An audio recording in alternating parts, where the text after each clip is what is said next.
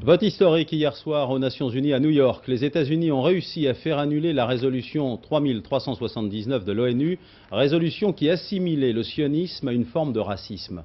En 1976, souvenez-vous, M. Haïm Herzog, qui était ambassadeur israélien à l'ONU, avait déchiré à la tribune le texte de la résolution. Aujourd'hui président, il se réjouit évidemment de la tournure des événements.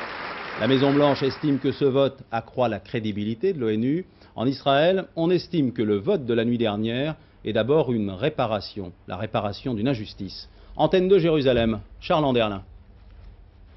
Aujourd'hui, président de l'État d'Israël, Haïm Herzog éprouve une certaine satisfaction, un soulagement. En soi, dit-il, cela n'a pas d'effet direct sur Israël, mais c'était une souillure sur les Nations Unies qui l'ont donc retiré.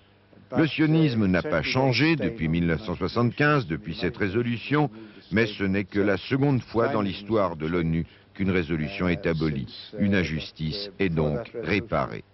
Satisfaction aussi dans la presse israélienne où on souligne que le vote a été rendu possible grâce à la diplomatie américaine. Une fois de plus, les États-Unis prouvent qu'ils sont la seule grande puissance du globe.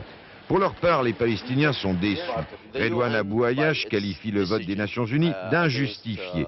En fait, dit-il, la résolution sionisme égale racisme a été adoptée en 1975 parce que les Palestiniens n'avaient pas leurs légitimes droits nationaux. Il s'agissait de faire pression sur Israël. Or, rien n'a changé. Les négociations de paix n'avancent pas. La situation dans les territoires occupés est insupportable.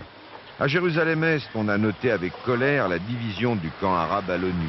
En effet, 7 membres de la Ligue arabe n'ont pas voulu condamner le sionisme. Pour certains, cela affaiblit la cause palestinienne et renforce l'extrême droite israélienne. L'information